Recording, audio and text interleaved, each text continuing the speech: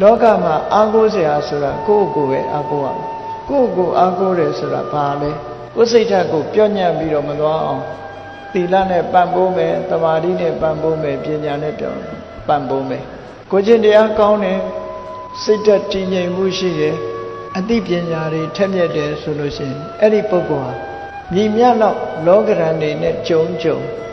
အဆိုးလောကရန်နဲ့မြည်မြပဲကြုံအကောင်းလောကရန်နဲ့မြည်မြပဲကြုံလောကသဘာဝကြီးကို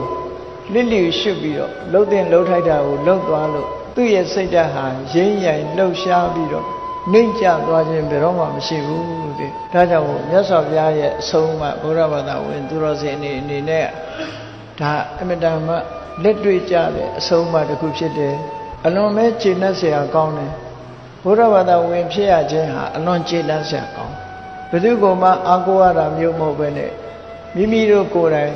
ကောင်းမွန်အောင်လေ့ကျင့်ပြီးတော့ကိုအားကိုလောက်ရတယ်ဆိုတာစိတ်သိကျေနပ်စရာကောင်းတာပေါ့အရာရာမှာသူများကိုမော်ကြည့်ပြီးသူများရဲ့အဆုံးအမကိုအဆုံးဖြတ်ခံနေရတဲ့ဟာဘလောက်ဒုက္ခရောက်တယ်လဲဆိုတော့စဉ်းစားကြည့်လေကိုမဆုံးဖြတ်နိုင်ဘူးလို့ဆိုကြတဲ့ကသူများမျက်နှာကြည့်နေရတဲ့အနေအထားမျိုးသူများအလိုလိုက်နေရတဲ့ဒုက္ခမတမကြီးမားတယ်လို့ဆိုတာပဲကိုအား